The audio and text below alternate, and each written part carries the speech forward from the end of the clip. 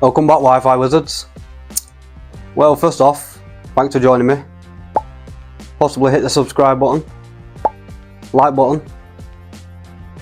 Maybe even tell somebody about the channel, because I think word of mouth is going to be the way this channel gets out there. I give myself 30 days to film as a challenge to do. I'm coming up to the last week now. I think it is Sunday. I think it is my 30 days. I've been grateful for the subscribers and the love I've had and the comments I've had. But I just don't think the algorithm's algorithming, or the content's just poor. Probably the latter. Either way, I'm enjoying it. I love the content I react to, and basically I'm just thinking out loud. I'm not on YouTube. Do you know what I mean? I ain't got a PhD. I don't know what I'm talking about. I'm just giving my opinion, and sometimes it'll be contradicting because I just think out loud. So like, I'll say one thing and I might contradict myself. I don't know. I'm not saying I have, but things I believe in, that I have believed in for many, many years. 1, aliens. 1, USOs. Aliens in the ocean. Bigfoot. I think we're going to find out about Bigfoot in the next 5 to 10 years, maybe. If not in the next 5 to 10 years, never. Because I think it's now or never. And I think they're pushing it. More people are talking about their experiences. There's thousands of interactions online you find. Thousands. That's just online. That's people that even want to talk about it. But anyway, the channel's not just about Bigfoot. Obviously, I'm a big believer in Bigfoot, if anyone knows. But let's keep it forward and enjoy it. Let's crack on.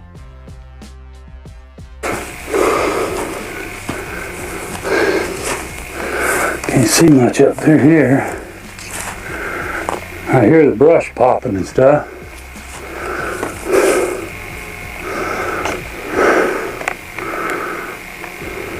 Oh, there he goes.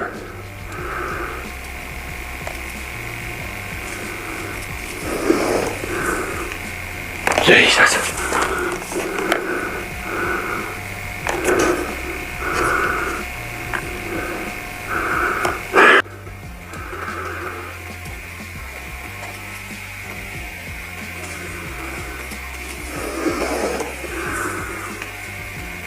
Jesus. Get up here where I can see him real quick. Get up here. Get a better picture.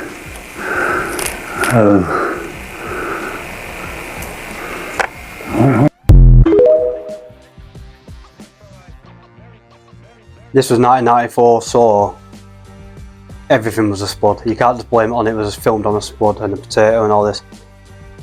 I tend to believe, trust me, there's so many I don't show on this channel that I don't believe. It just comes across like, I believe. No. There's so much that do not make the cut that I'm even on the fence with. The ones I am on the fence with that I do show, I'm swinging more to believing. But again, on this channel we're going to get into more. There'll be more to come. There'll be more that I believe, the more that some of you don't believe. Let's see. Keep it moving. Now with this next clip, it's for one, it is a bit of a weird, heavy one in parts. But I think it's necessary.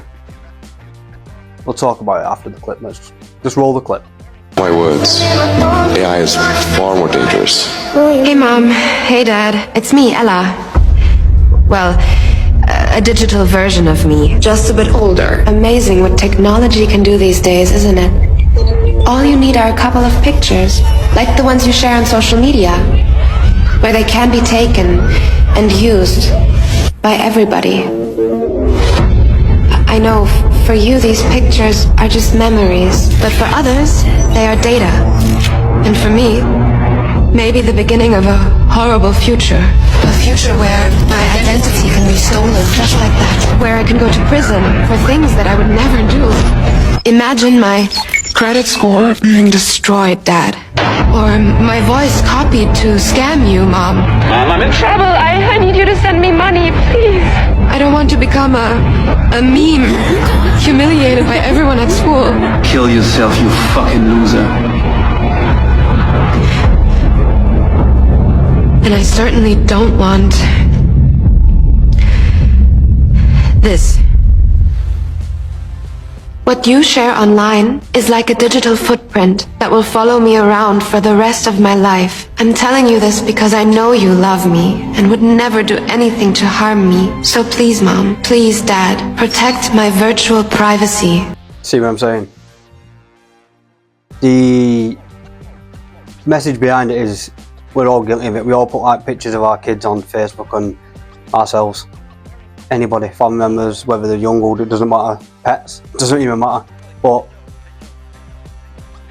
I think we should come away from that. I think we should go back to the Polaroid. Remember the old photo albums? I think we should do that. If anything, if all the pictures, my girlfriend's guilty of it. She puts everything onto like Facebook. So if a phone ever goes missing or anything, she's got them all on there. But that could get wiped in. That's all gone. All your memories are gone. We need to get them off, and it's always like, oh, we'll do it soon. We'll do it soon. Put them onto a memory card, onto a. But you get them converted or whatever it's called, onto like real photos and stuff. It needs to be done sooner rather than later because Zuckerberg, something's happening, and you keep hearing the rumblings about a power grid or solar flares knocking out the power. You never know. So if all you get them all onto real photos, everything you want, and just scrap the rest. Obviously there'll be stuff out there in the ether somewhere, but you just store them there. At least it's a deterrent. It's not an easy accessible to look at the pictures. It's just one of them. It's a heavy one, but I think it's necessary. Well, let's move on. Responding to comments, she's not capping. Scientists just proved we emit electromagnetic waves. This is from archive.org, where I'm researching the galvanic battery, and I'm learning that we used high frequencies and ozone and violet light to do all of our healing. We had doctors carrying those black bags were like electrical devices, and that light they would wear here was an electrical current. So, and it heals a lot of different ailments. I mentioned electromagnetics, electrical electromagnetics to do with gravity. I think everything's like etheric energy and gravity and electromagnetism. I think it's because obviously gravity is etheric, and people say you think gravity is do it. Obviously gravity is real. Anyway, let's not get into that. My thought is I think it's more to do with electromagnetism and everything's like got a charge and stuff like that. So I think this Bianca woman she's really on something with it. There's a lot of people these days talking about the electromagnetism and stuff over the gravity and over. This is obviously not about gravity, but you know, in general, just about electromagnetism and stuff, that kind of energy, that kind of stuff. I think it's all got some merit to it, in my opinion.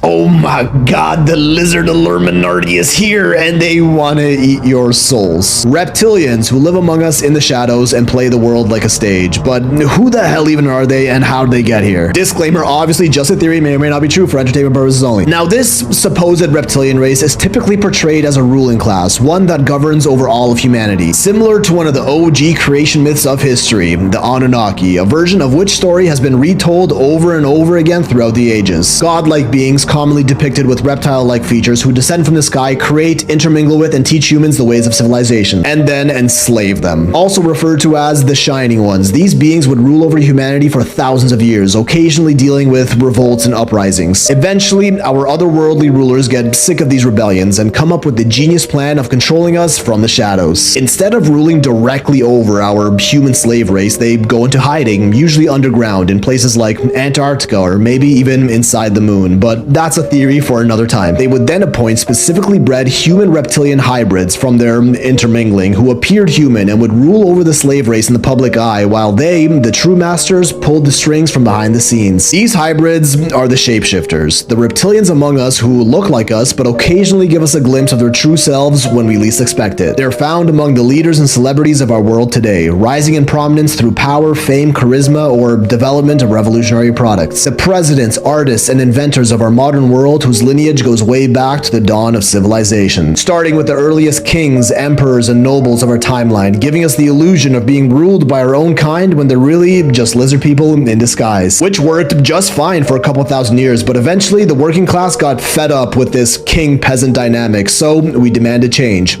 Enter democracy, where instead of being ruled by royal families who were just born into power, we would now appoint our own leaders through elections. But this got the reptilians nervous. They could not allow the slave race to revolt once again, letting them govern themselves and essentially forfeiting their entire power over them. So once again, the lizards took things into their own hands, giving humanity the illusion of control. They formed a new shadow alliance, one that would plant all the top leaders of change in the world, an alliance that would be in full control of all sides of every global conflict. When humans thought they were rebelling against the oppressive system, fighting for their freedoms, they were actually just being led by the leaders from the Shadow Alliance, who were historically known as the Shining Ones, or sometimes the Illuminated Ones. And guess what they called their new Shadow Empire? The Order of the Illuminati, founded in May 1776. And you know what happened just 3 months later in that exact same year? The United States signed the Declaration of Independence in August 1776, essentially paving the way for modern democracy to spread throughout the world. And just 10 years later, we get the French Revolution, toppling the monarchies of Europe in favor of publicly appointed governments, all according to plan, as the Lizard Illuminati was behind it all, orchestrating both sides of every revolution. In the end, even this new form of government was an illusion, as the only political candidates we'd have to choose from would all still be appointed by the very same reptilians. So instead of being forced to get ruled by a king, we now had the freedom of choice of usually just 2 different political candidates, both of who suck.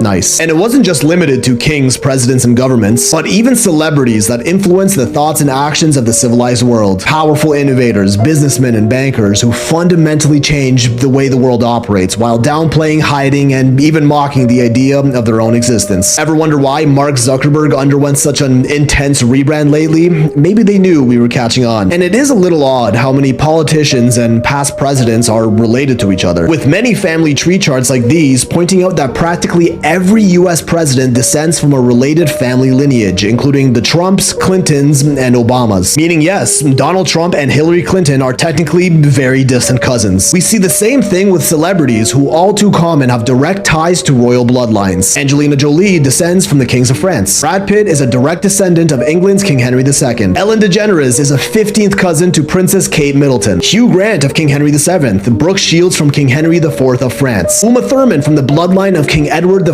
of England. The list is endless. Are these all from the same family tree of global leaders appointed by our reptilian overlords, or just coincidences? Because they left their mark in society in more ways than one, to remind us who our lives really belong to, imposing their very presence into the fundamental systems that keep us alive today, like the healthcare sector. Have you ever stopped to wonder why the universal symbol of health and medicine is the caduceus, 2 snakes wrapped around a winged staff? Even common symbols all across the pharmaceutical and medical industries follow suit, with an oddly high overrepresentation of snakes. The official logo of the World Health Organization, a snake wrapped around a staff looking over the entire world. In case that wasn't obvious enough, but don't worry, these are all definitely just coincidences. Because until we have more direct accounts of this obviously fake reptilian master race, this is all nothing but wild speculation. That's when we hear of stories like that of G. Warren Schufelt, who claims to have stumbled upon the very underground cities they were hiding in. He was out looking for gold in California back in 1934 when he discovered that LA stands directly above a lost city of catacombs that allegedly held records of these advanced reptilian humanoids, the underground catacombs of LA's lizard people. Another story that's been widely mocked and discredited, but the Hopi natives around the same area might disagree. Their culture's mythology spoke of lizard-like beings that they referred to as the Ant People, who built underground cities across the region and helped humanity take refuge from the great worldwide cataclysms and teach them other important skills. These theories were quickly shut down until the 90s, when they were popularized again by the controversial David Icke, who's been banned from countless countries and labeled just about every worst name in the book, as anyone who dares to even talk about these theories is often portrayed. Which ironically is exactly what the reptilians would do if someone was catching on to their scheme. Icke claims the lizard people came from the Draco and Ursa Minor constellation, the Alpha Draconia star system, hence Draconians, who feed off of negative energy which gives them life and power, and is why the world is always stuck in a perpetual cycle of war war and hatred, all by their doing. More recently, this theory regained popularity in 2008 when a man named Lucas Davenport voted for lizard people on his Senate ballot as a joke. It was discarded but gained mainstream attention when people started looking it up again. So, do reptilians really rule over us from the shadows with appointed puppets in place to govern us, or is this just the most ridiculous theory to ever exist? Either way, according to these theories, there is a way to defeat them, and each and every person on the planet has the power to do so. The secret to their demise is love. Yes, literally, that is what's been concluded by the proponents of this evil overlord reptilian race theory. By recognizing we are all one, brothers and sisters who share one home through which we rid the world of the negativity and hatred feeding the reptilians, essentially starving them to death. Whether this is true or not, I would argue unlikely, but as I am cursed with this open mind of infinite imagination, I also must suggest not impossible. And at the end of the day, it does spread an incredibly positive message to the world. To defeat the evil that oppresses us, we must embrace the love of humanity and each other, to the realization that we all come from the same source and we are all in this together. Except the reptilians, they definitely don't fuck with us. The good old reptilian theory. David Icke was saying it, wasn't he? Years ago about the royals and stuff. 30 years ago, 20 years ago, I don't know. But see, the thing is, whether it's like a metaphor or whatever it may be for the people in the shadows, they call them the reptilians. Genuinely, people think the reptilians. I've thought that in the past, like, these videos do look like the way their eyeballs are shifting, the pupils and shift. Unless that's CGI, then that is strange. But I tend to believe David Icke, what he says, and he was saying about the royals. I think he was saying about the royals like years and years ago. As far as in the shadows, pulling the strings, we all know that. What is it? 1% of the world owns the rest more than the 90%, 99% of the world, or something. So that part of the theory is correct. So you want to call them, we call them the Rothschilds, everyone I call them the reptilians, and they're all like lizards, they're all reptilians, they're all like in the suits and pulling strings, and they're all in bed with each other. They're all World Health Organization, everybody. No one cares about anyone apart from money. But they're already rich, they've already got money, they're already set for life. Why morally would you want more? So that's why I think there's an evil, sinister side to it. So that's where it could come into play. The lizard people, reptilian, really, because who is really that evil?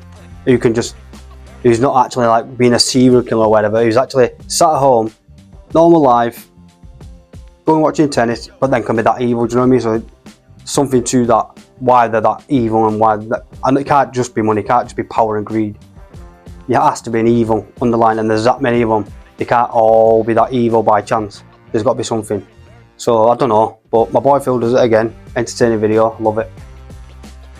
What if I told you the world's first computer wasn't built in the 20th century, but over 2,000 years ago? Discovered in 1901 in a shipwreck off the Greek island of Antikythera, this mysterious device, now known as the Antikythera mechanism, stunned historians and scientists alike. Made of intricate bronze gears, this ancient machine was capable of predicting eclipses, tracking planetary movements, and even calculating the dates of the Olympic Games. Its design is so advanced that nothing similar was made again until the 14th century. But who built it, and how did they achieve such precision with no modern tools? Some believe it's evidence of lost ancient knowledge. Others wonder if it hints at something even stranger. How did people 2,000 years ago have this level of technological genius? Could this device rewrite history as we know it? Let me know your theories in the comments, and follow for more ancient mysteries.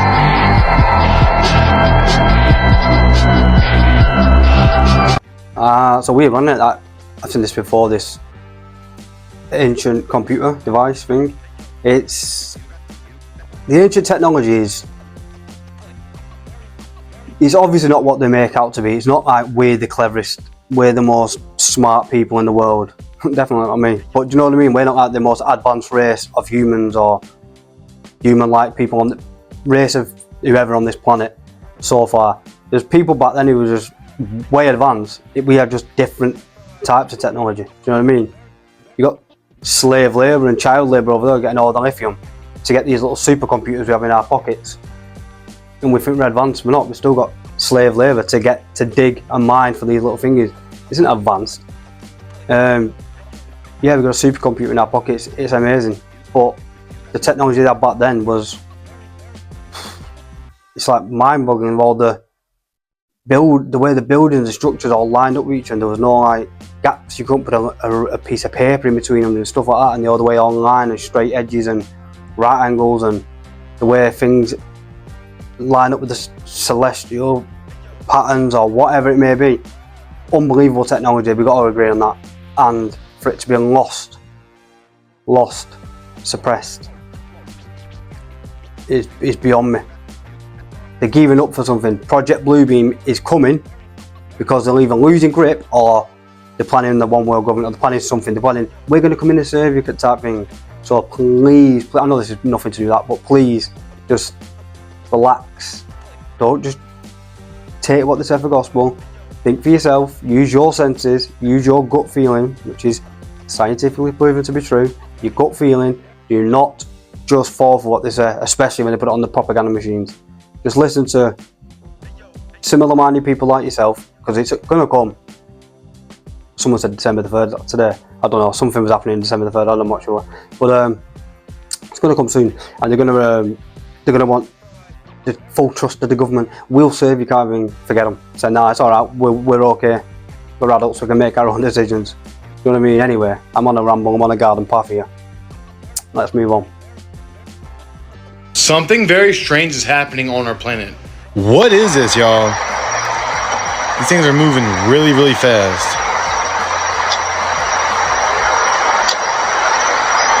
No planes or aircraft on this planet move that fast. Let me know what y'all think. As always, stay weird.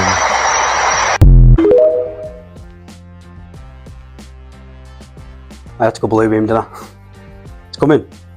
Are you telling me we've never been told the truth about aliens and all that, and all of a sudden there's a million things going on in the sky, they're telling us about it, and then it's just like ramped up, like there's never seen so many UFOs in the sky or weird things happening all night.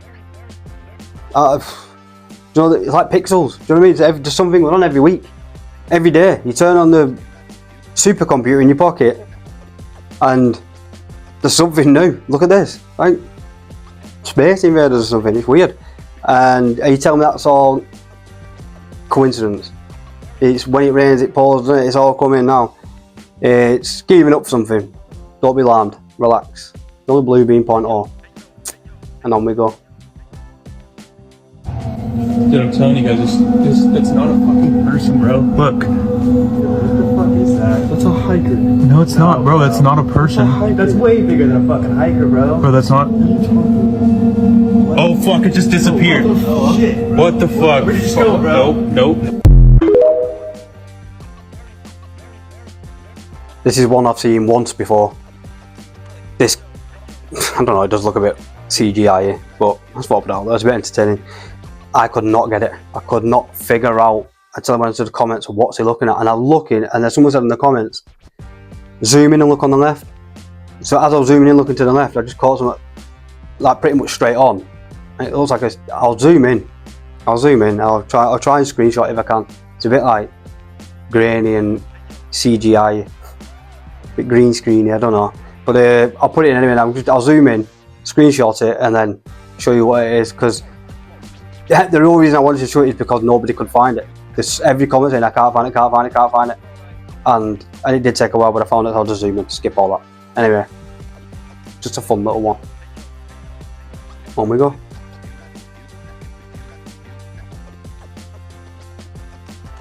Remember we were talking about the conspiracy around the hurricane stuff? Yep. Yes. Literally after we stopped filming it, I saw like 10 or so posts talking about this area in North Carolina that is one of the world's largest deposits of lithium. Oh gosh. And it's in a residential zone. Yeah, you can't mine it. And they've gone to these people supposedly and said, we'd like to purchase your land. And they all refused. Are you kidding me? And now that exact same spot is wiped out. This is Maui all over again. It's lithium rich in this area that was wiped out. And so now we have to keep an eye on that area, because what the flip are they going to do there, dude? But yeah, people won't be able to afford to rebuild. So if someone can come in and cover like the remaining mortgage, families will go somewhere else and start over, leaving the land behind.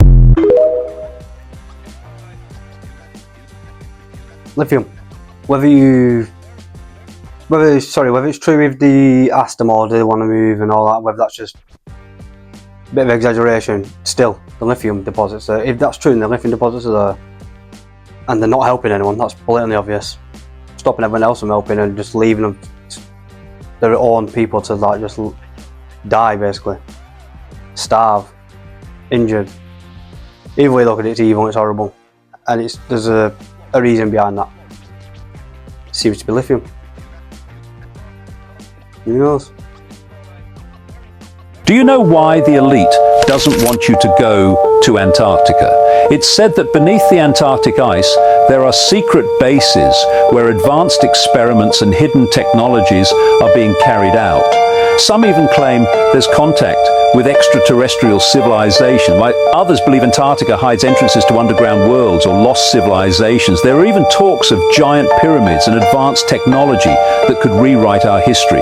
The international treaties that restrict access seem to be designed to conceal what truly lies beneath that vast icy desert. David Icke, he's on something. He obviously gets called crazy all the time and that. He's on something. Antarctica is obviously the hotspot for everything, everyone's topics. If they just let anybody travel there, and then you got people who had like the expertise, I couldn't just go there, do you know what I mean? It's just too treacherous and whatever. But if you had people, there's people who can go there, there's billionaires who could fund people to go there. Why can't you go there? What is the reason? All these people say there's no ice wall, there's no land beyond Antarctica. Then where's your exact real reason that you cannot go to Antarctica? Why did they all sign a treaty? Why did they all come in agreement with that? And I'd love to have a real explanation for that. There's obviously something they're hiding. If they're all agreeing on something, which is weird in itself, then, and none of the public can go there, and it's no-fly zones and stuff, then ask yourself why. It's not for safety, it's too cool for you, but you can go to that part of Antarctica, the guided tour there, do you know what I mean? Wake up, man. These are the type of people that are just, I'll be honest, irritating. I know everyone's allowed to have their opinion, but they just say stuff and they, no, it's because what? I've not actually, I can't even think of a reason off the top of my head why. I've never actually heard a reason of why you can't travel past Antarctica, why you signed the treaty and why no one can go there.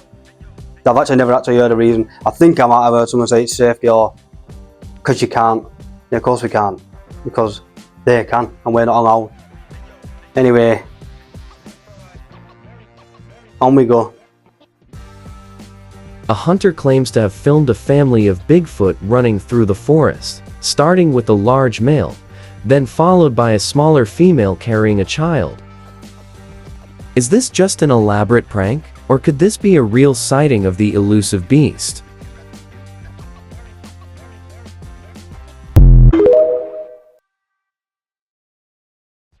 This Bigfoot family is believable to me is because I always see the way they run.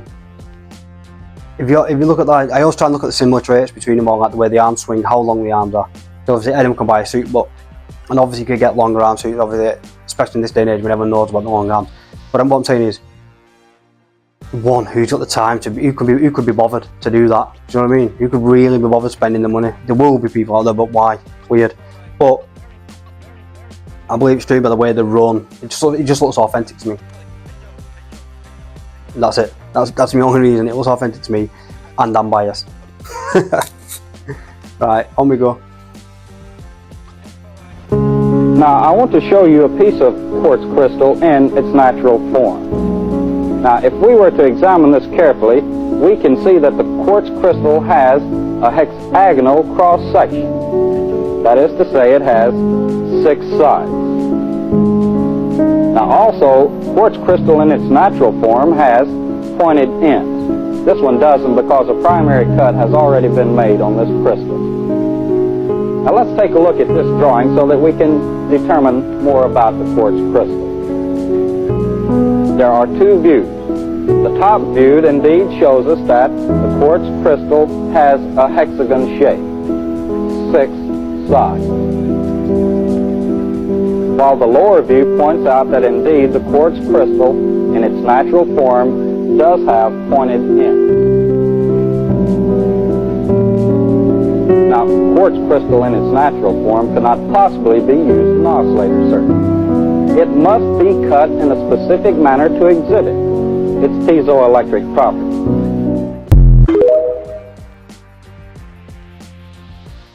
I thought crystals was all woo-woo, juju, like black magic type stuff or whatever growing up. For even till recently, last few months. Again, I watched A Flash of Beauty.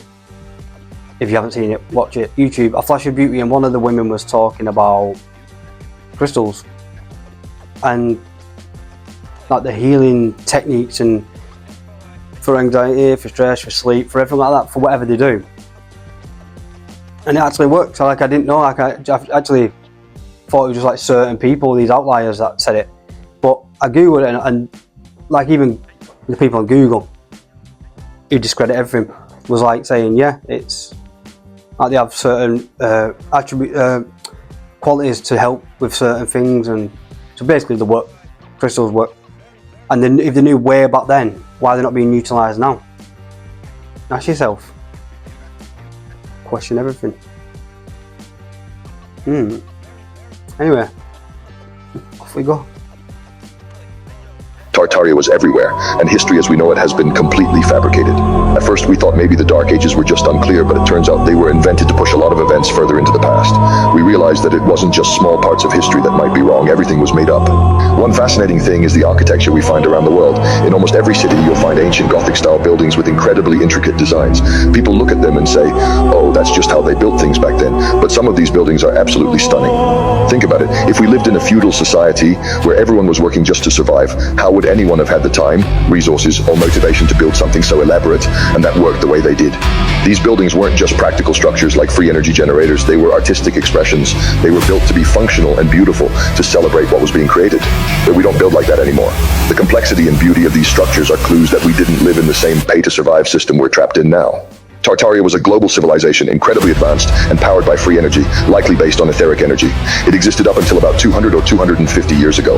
Estimates place its early origins around the mid-17th century, and its destruction came shortly after. They've been lying to you all along. I'm guilty of doing that. I say all the time, oh, they throw the buildings up these days. Back in the days, they took pride in the work, but you've got to understand, when you think about it, when did they have if they was all struggling and getting by, who had the time? And you just want to feed your family, you just want to get the money and feed your family and live and survive. You don't want to think about how a building looks, you just want to get it up and get paid. So yeah, there was obviously a thriving civilization or something was going on. And free energy would explain it, because you're not stressed all the time about bills, you've got the time, you're happy, you're willing to do that. All these blimps, or whatever they call it, I can't remember the name of them, where they come in, top of the spires, I've talked about it in a previous video, and they get the energy, the electricity for free, and all of them got scraps. It's just, so greedy. They're so greedy, man. It is all about power control and suppressing history. And then it's weird how people can suppress history. It's crazy to me. Like, how much of an ego do you have to have? Do you know what I mean? Power mad or what? Jeez. Anyway, buy a book, learn how to do a generator or something, do your own energy, do your own free electricity, try something. It's easier said than done, it? Anyway, I'm just rambling, let's go. I meditate, I do breath work, and I've always been fascinated by the fact that the words breath and the word spirit are the same in most Indo-European languages, and that I think when we focus our attention on our breath, we're looking at the movement of spirit in the body. So that's, I think that is one very practical, powerful way, and most people ignore it. We have that right under our noses, and we don't make use of it. I mean, for you to have been at Harvard, to have done this research, to have been in this space for so long, it is beautiful to hear you bring science and spirituality together. Yeah. Because I feel for so long they've been seen as opposite. Yeah. Yeah, and I've never understood that as considering myself a spiritual scientist or it's in that sense of I've always been fascinated by neuroscience. I've always been fascinated by the brain, and at the same time I consider myself a spiritualist.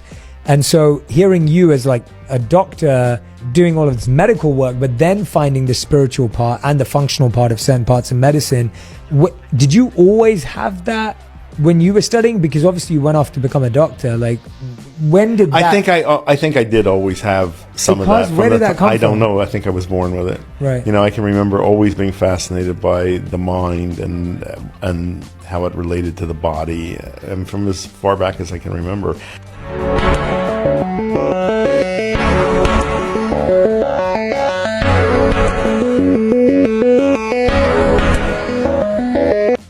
Breathwork is everywhere these days, isn't it? It's very, very important, obviously. For him to say what it is, though, it's crazy, because I heard a story years ago about a doctor in like the early 20th century or something. Don't quote me on that. Did like a test of a body that was about to be deceased, and he weighed it, and he felt like it weighed a couple of grams less as it passed on. So it's like he thought there was soul left the body. So it could be a thing, it could be your breath, it could be the soul, it could be like when your last breath or something. Could have something to it. It's very interesting, plausible. Something to think about. This one's the last clip of the day. My favourite. For obvious reasons, you'll find out. This one is at the end on purpose, because put it at the beginning, someone will see it, and then that's it. Nah, don't want to listen to his things, don't want to listen to anything else he's got to say, because he believes the flat earth is most likely true. So, if you're very easily offended, please turn off now. There's like about a minute clip or whatever it is, if that. Don't want to hurt your wicked baby ears and feelings and stuff, so I'd turn off if I were you. If you don't want to have your mind open, then let's get into it.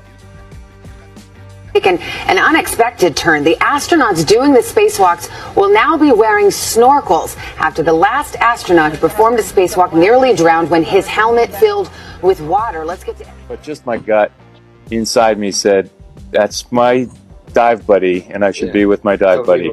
That's my dive buddy, and I should be with my dive buddy. But the last spacewalk ended with Italian astronaut Luca Parmitano nearly drowning in his helmet after it started filling with water. Water is in his eyes now, and it seems to be increasing. Fellow astronauts quickly pulled him back into the station. When they did, water poured from the helmet. And just out of the airlock right now, and I'll get in config to get the waist feathers all hooked up, the safety feathers, I should say. Dave Williams beginning the third spacewalk of his career. We saw some droplets coming out, and I'm looking at you from camera Charlie.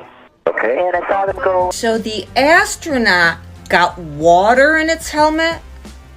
The astronaut got water in its helmet. There's water in outer space. Okay, so I pulled out my book about the ice walls and everything. I'm gonna tell you the story, because the only thing that explains what they just said is the Terra Infinita story. So when I used to do content on, like, you know, Terra Infinita, flat earth theory, ice wall theory, and I'd get those videos taken down. Why was that?